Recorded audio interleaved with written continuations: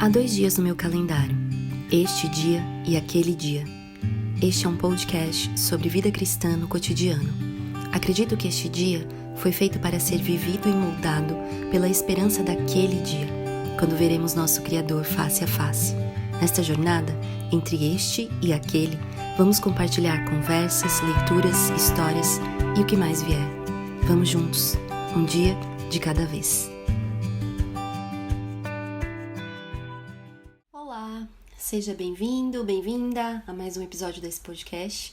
Hoje estamos aqui no episódio 6 da temporada 3, mais um episódio em que nós conversamos, eu e você que me ouve. Eu quero agradecer bastante, inclusive porque tem sido bem gostosa essa experiência de gravar sozinha. Eu lembro que na primeira vez desse ano que eu gravei sozinha, eu disse que não era uma experiência gostosa, mas a partir do encorajamento de tanta gente que tem me enviado e se identificado não só com os temas que a gente tem conversado, como com a objetividade, às vezes, de ter só uma pessoa falando, tem me incentivado bastante a continuar. E continuar batendo na mesma tecla, mas de formas diferentes. Eu quero começar dizendo que, recentemente, eu descobri uma nova editora de livros no Brasil, que não é tão nova, eu vi que ela já existe há algum tempo, mas para mim é uma descoberta recente, que é a Éden Publicações. Eu estava em busca de um livro sobre relacionamentos de amizade cristã e lembrei de alguém que havia indicado um livreto chamado Amizade Bíblica. Aliás, ele é muito bom, eu indico. É dessa editora, Éden. Mas eu acabei me deparando com vários outros livretos deles que me chamaram bastante a atenção. E como nessa temporada a gente vem conversando, nesses episódios então solos, né, sobre rotina, sobre agenda e sobre o nosso coração, eu achei que seria bastante interessante compartilhar de uma leitura que eu fiz de um desses livretos da Éden Publicações. E como eu já disse, esse tema sobre rotina, agenda, coração, calendário, tem sido meio que um compartilhar mesmo de uma jornada de experiência própria, minha, né? E da necessidade que eu mesmo tenho considerado de olhar mais seriamente sobre o que Deus fala, sobre o uso do nosso tempo, de ser mesmo corrigida e ao mesmo tempo encorajada sobre esse assunto. E aí o livreto que eu li, ele tem o título Como Gerenciar Meu Tempo. O autor é o Ryan McGraw. Eu não conhecia, não pesquisei sobre ele até então, né, na gravação desse episódio, mas o farei. E eu vou deixar o link na descrição desse episódio, lá no site. Você pode entrar no www.esteaquele.com e lá na publicação do episódio 6 da temporada 2, você vai ter a descrição, na verdade, os links de todos os livros que eu vou citar aqui nessa nossa conversa, ok? Enfim, eu acredito que todos nós, quando ouvimos um título de livro sobre como esse, né, como gerenciar meu tempo, a gente meio que tem a tendência de criar uma certa expectativa para encarar uma leitura prática, que me fale o que fazer, que seja direto ao ponto, como alguns gostam de dizer. E isso é muito bom, eu gosto muito de leituras assim. Como me abençoa, assim, quando alguém compartilha direções práticas sobre temas tão pertinentes para a nossa vida, como a administração do tempo, por exemplo. Mas também eu sempre acreditei que existe um risco aí, né, em querermos listas prontas. Esses dias, minha amiga Luciana Sborowski, que inclusive já participou desse podcast no ano passado, numa temporada que nós tivemos muito especial com outras amigas, e ela volta esse ano ainda, se Deus quiser, ela compartilhou. Na verdade, eu nem fiz esse convite, Luciana. Se você estiver ouvindo, eu espero que você volte esse ano, nós vamos conversar sobre isso. Mas a Luciana compartilhou no Instagram uma frase que foi postada por um outro perfil que se chama Conexão Conselho Bíblico. E eu dei aquele print para guardar, claro, eu gosto muito de quando eu vejo alguma citação de algum livro, alguma indicação, eu guardo para próximas referências, para consultar. E essa citação que ela compartilhou vem de um artigo cujo título é Presos em Hábitos Prejudiciais. A autora é Jocelyn Wallace. Eu vou deixar o link também para o artigo na descrição do episódio. Mas a frase diz assim, a citação diz assim: nossos hábitos são resultado natural do que acreditamos, de como pensamos e como vemos o mundo. O que acontece dentro de nós nos leva àquilo que fazemos. E aquilo que fazemos repetidamente leva aos hábitos que adotamos, quase sem saber. Nós temos focado nessa temporada em reafirmar uma realidade da vida cristã, que ela acontece de dentro para fora. O nosso coração é esse centro formador da nossa adoração, do que nós amamos, dos nossos compromissos mais profundos, das nossas convicções. E as mudanças, elas acontecem, então, a partir de dentro, a partir do nosso coração. Jesus deixou isso tão claro lá em Marcos 7, uma passagem similar também em Mateus, mas quando alguns fariseus chegam para Jesus e questionam por que os seus discípulos comiam sem se purificar, no caso, lavar as mãos. Antes de tudo, como uma tradição religiosa, e pois assim faziam com muitos outros utensílios também, e não só por higiene. E Jesus primeiro os responde citando o profeta Isaías, no capítulo 29, versículo 13, que diz: este povo me honra com os seus lábios, mas o coração está longe de mim. Em vão me adoram. Seus ensinamentos não passam de regras ensinadas por homens. E ao final desse episódio com os fariseus, Jesus diz assim: o que sai do homem é o que o torna impuro. Pois do interior do coração dos homens vêm os maus pensamentos, as imoralidades sexuais, os roubos, os homicídios, os adultérios, as cobiças, as maldades, o engano, a devassidão, a inveja, a calúnia, a arrogância e a insensatez. Todos esses males vêm de dentro e tornam o homem, então, impuro. Isso está em Marcos, capítulo 7, dos versículos 20 a 23. Todos nós, sem exceção, precisamos de uma transformação que parte do nosso coração. Como nós falamos no episódio anterior desse podcast, cujo título é Não precisamos de uma versão melhorada de nós mesmos, precisamos de um novo coração. E é isso que encontramos na obra de Cristo no Evangelho. Ele viveu, sofreu, morreu e ressuscitou em nosso lugar para nos dar um novo coração. Então, sim, listas práticas do que fazer são muito úteis, mas elas podem se tornar completamente inúteis se antes de tudo nós não compreendermos que precisamos de uma mudança no que cremos sobre Deus, no que pensamos sobre Deus e sobre como enxergamos o mundo de Deus e, consequentemente, como nos enxergamos também. E é por isso que eu acredito que compartilhar o que eu vi nesse livreto, Como Gerenciar o Meu Tempo, é importante. Porque ele parte de como o Evangelho transforma a nossa maneira de viver, de dentro para fora. O que não exclui as listas, ok? Mas entende que primeiro nós precisamos de transformação. Então, a partir de agora eu passo a compartilhar sobre essa leitura rápida, breve, mas muito edificante, muito confrontadora para mim. E digo isso apenas para que, claro, eu dê crédito àquilo que eu vou compartilhar aqui, mas para que eu não fique o tempo todo dizendo o livro citou, o livro diz isso, é apenas para a gente transcorrer bem na nossa conversa. E já logo na apresentação desse livreto, que foi feita pelo Breno Macedo, ele diz algo assim muito crucial. Ele diz: a queda afetou tanto o homem que nem mesmo seu tempo ele é capaz de usar corretamente, sem que Deus lhe revele o que fazer. Até porque, né, nossa tendência, que é pecadora, é nos colocarmos no centro, adorar a nós mesmos. E ao invés de vivermos para a glória de Deus, procuramos viver para a nossa própria glória, para a nossa própria vontade.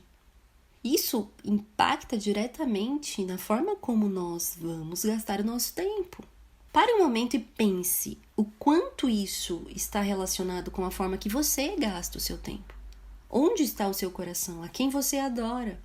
Quando nós olhamos para a Bíblia, nós podemos ver claramente que Deus nos deu tempos estabelecidos, não é? De trabalho, de descanso, de culto.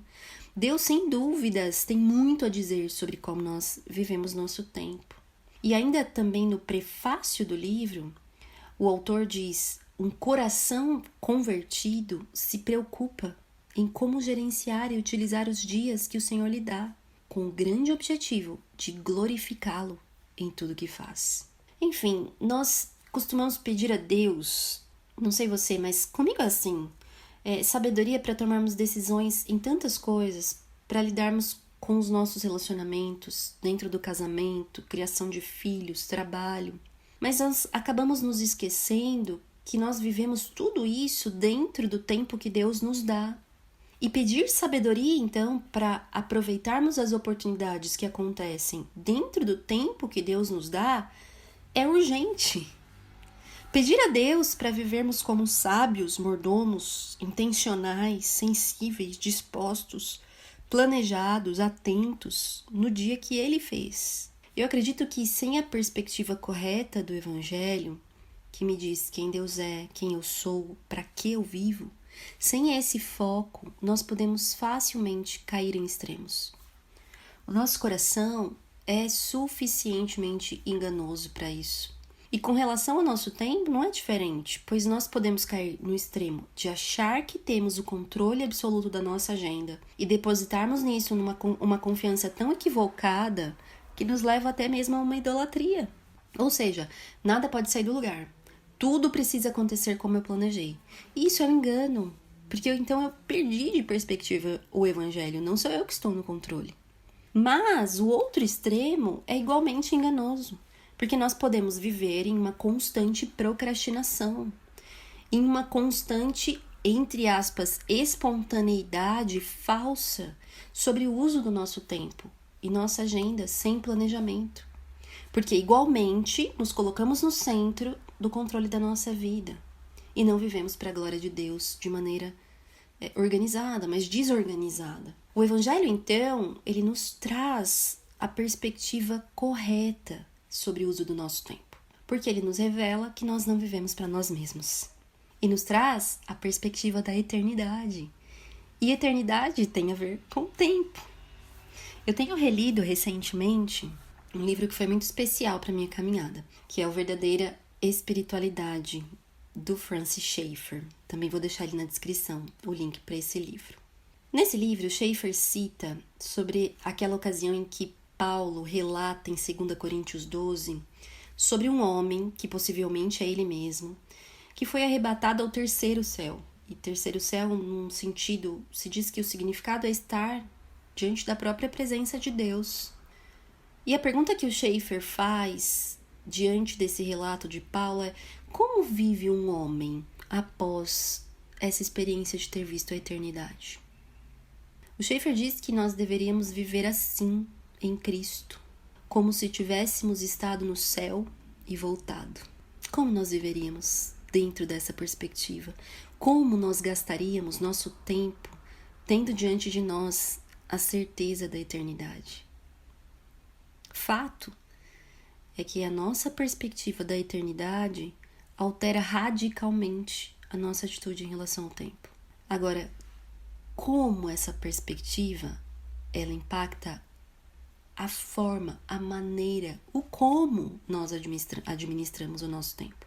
E eu tenho algumas propostas para fazer aqui para você que eu tirei dessa leitura. E a primeira perspectiva que é impactada sobre como nós administramos nosso tempo é que, se nós entendemos que o Evangelho é sobre Cristo redimir pecadores para que eles entrem em um relacionamento de comunhão verdadeira com Deus Trino, Pai, Filho e Espírito Santo, o primeiro ponto, então, que deve transformar a maneira como administramos o nosso tempo é nosso relacionamento com Deus. É o que envolve conhecê-lo e andar com Ele. Esse é o primeiro ponto. Por quê? Porque um cristão deveria viver para glorificar a Deus. Podem existir, assim, 1000 incrédulos que planejam seu tempo bem e um cristão que planeja o seu tempo. Mas apenas um estará vivendo com o propósito de glorificar a Deus e não a si mesmo ou qualquer outra coisa. Veja o contexto de Paulo quando ele escreve as cartas aos Efésios, no capítulo 4 e 5. Lá no primeiro episódio que falamos por trás de toda a rotina há um coração, nós já trabalhamos em alguns versículos de Efésios 5. Mas eu quero te falar sobre alguns versos também do capítulo 4. E então voltamos no versículo 16 do 5, que usamos em outro episódio. Mas lá no versículo 1 do capítulo 4 de Efésios, Paulo já diz assim: como prisioneiro do Senhor, rogo a vocês que vivam de maneira digna da vocação que vocês receberam. Depois, lá no verso 17 do mesmo capítulo, ele compara, contrasta e diz: não vivam como os gentios, porque eles vivem na inutilidade dos seus pensamentos. Já no capítulo 5, nos versos 8 e 9, ele diz: vivam como filhos da luz, pois o fruto da luz consiste em toda bondade, justiça e verdade. Aprendam a discernir o que é agradável ao Senhor. E então, nos versos 16, 17 e 18, começa dizendo assim: tenham cuidado com a maneira que vocês vivem, que não seja como insensatos, mas como sábios, aproveitando ao máximo cada oportunidade, porque os dias são maus. Em outra versão, remindo o tempo, porque os dias são maus. Mas veja esse trecho final, o motivo pelo qual também precisamos viver aproveitando ao máximo as oportunidades como sábios, ou seja, remindo o tempo, é porque os dias são maus. Você já parou para refletir nisso? O que significa dia mau? É justamente deixar de manter Deus em seus pensamentos fixos que torna esse mundo mau e o torna perigoso para nós.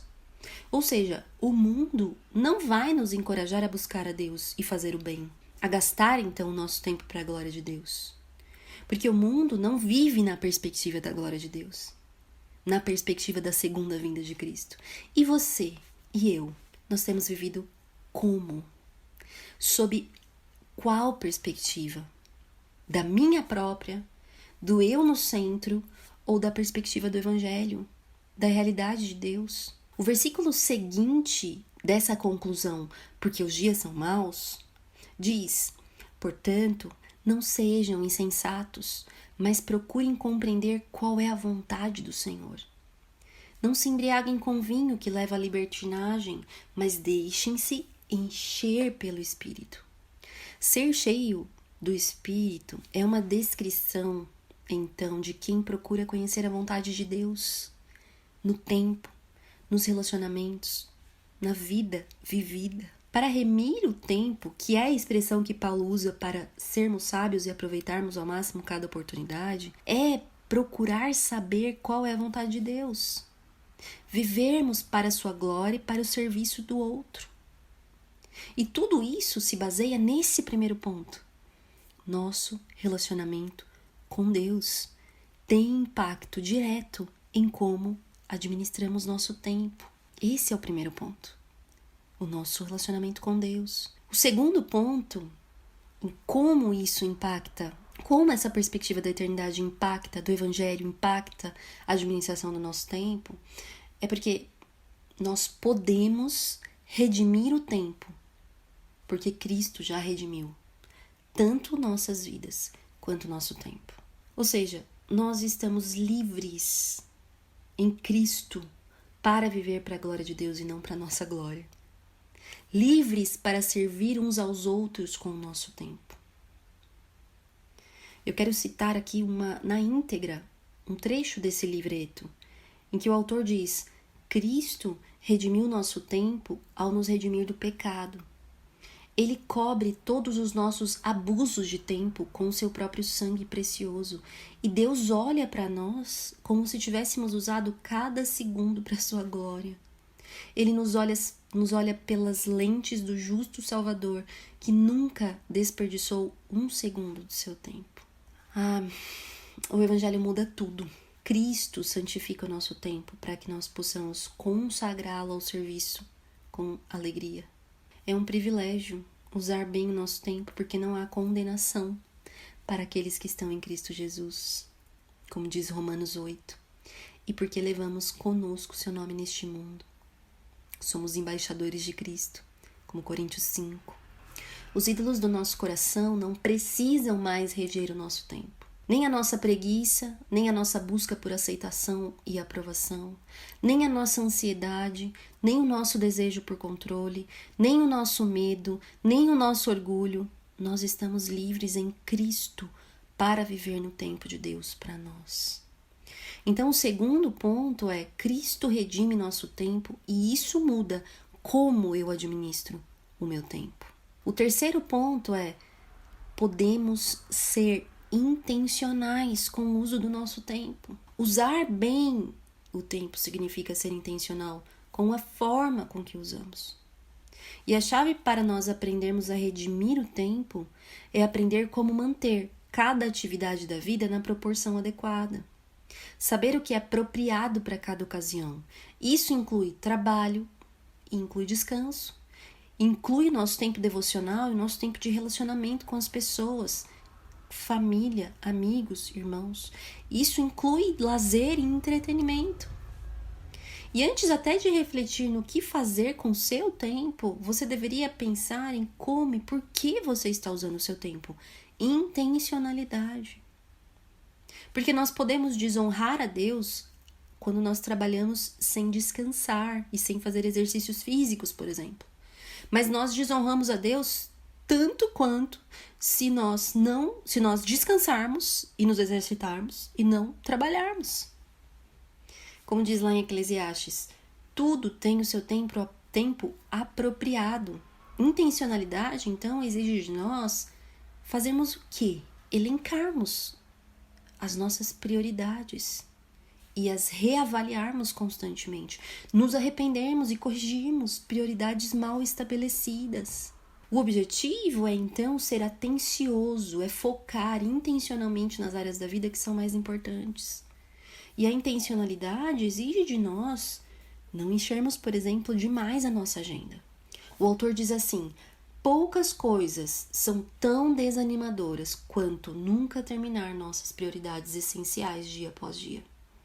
E ele dá um conselho: sempre suponha que as tarefas em sua agenda levarão mais tempo do que você imagina e planeje-se como se fosse realizar menos.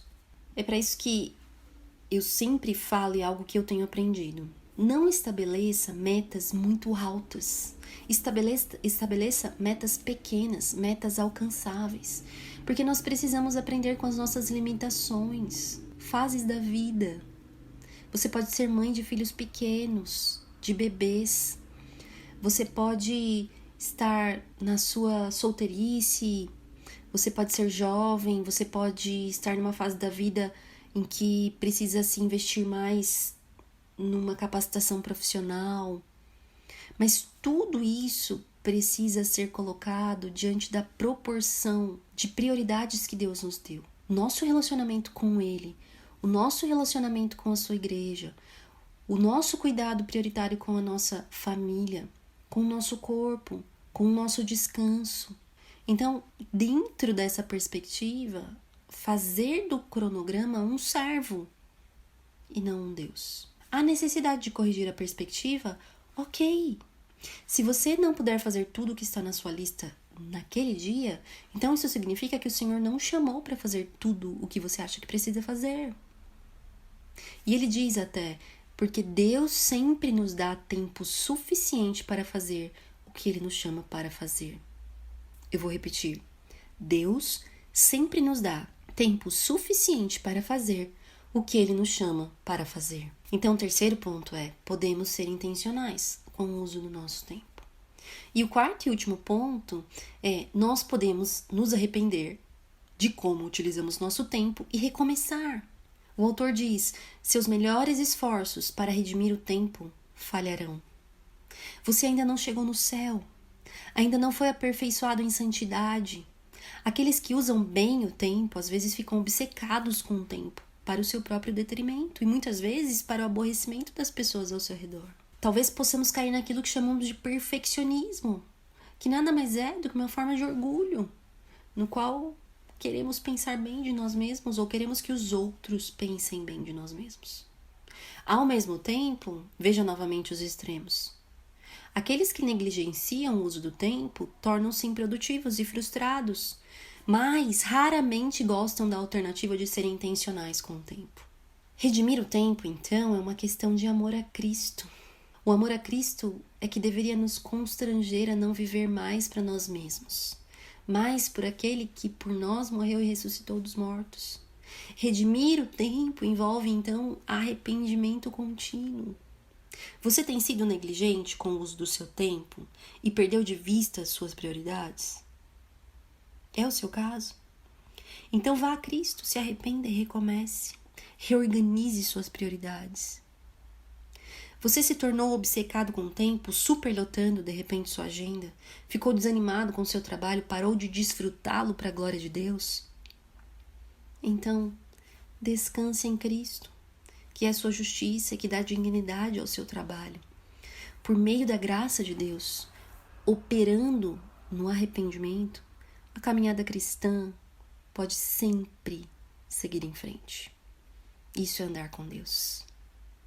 Eu quero terminar destacando algumas máximas que eu retirei para mim mesma dessa leitura e que pode ser útil para você. A primeira: tempo que não é planejado é tempo perdido. Tempo que não é planejado é tempo perdido. A segunda: o tempo deve ser precioso para nós, porque é algo que podemos gastar, mas nunca repor. Terceiro: não abraçar mais do que eu posso fazer. Isso inclui o descanso e a comunhão na agenda. 4. Redimir o tempo é como desenvolver um músculo. Você deve se desenvolver por meio de exercícios e deve começar com pesos leves em vez de pesados. E último, 5. O tempo é o principal meio que Deus deu a você para glorificá-lo e desfrutá-lo. Resumindo, nosso relacionamento com Deus. Assumir a verdade de que Cristo redimiu o nosso tempo porque nos redimiu. Ser intencional ao usar o nosso tempo. Planejá-lo. Abraçar esse tempo que Deus nos deu com intencionalidade. E também desfrutar do arrependimento para recomeços. São passos importantes para nós avaliarmos e colocarmos em prática como administrar o nosso tempo a partir do nosso coração. Eu mesma já disse então aqui em outros episódios como esse aprendizado tem sido árduo para o meu próprio coração. Me confrontando com o fato de que se eu não estou planejando intencionalmente meus dias, é porque na verdade eu estou acreditando tantas e tantas vezes que eu estou no controle do meu tempo. E ao mesmo tempo eu posso cair numa adoração ao meu planejamento semanal e me ver tão abalada quando as coisas que não acontecem como eu planejei revelam um ídolo do controle também no meu coração.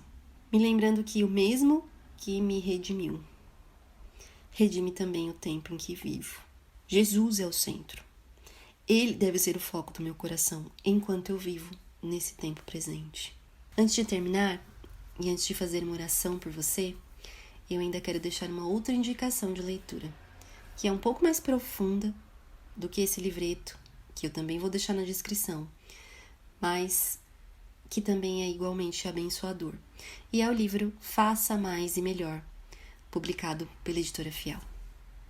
Eu quero orar por você. Senhor nosso Deus, nós reconhecemos, Pai, que somos limitados, falhos, e precisamos da sua ajuda, precisamos da transformação do Senhor, de dentro para fora, para que possamos enxergar o tempo que o Senhor nos deu, a vida para vivermos no tempo que o Senhor nos deu, focalizando teu Filho, Jesus, no centro.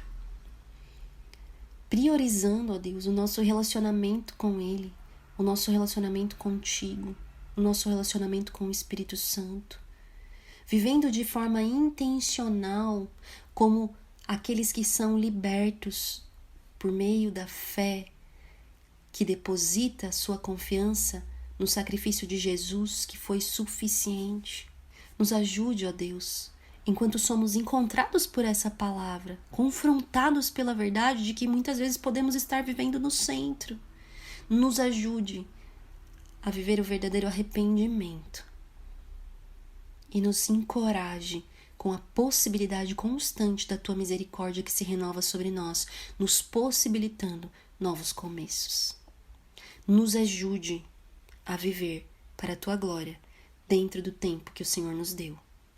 Nos ajude a planejar com alegria, dentro das nossas limitações, mas na certeza de que o Senhor nos capacitará a viver para a tua glória e servir uns aos outros em amor.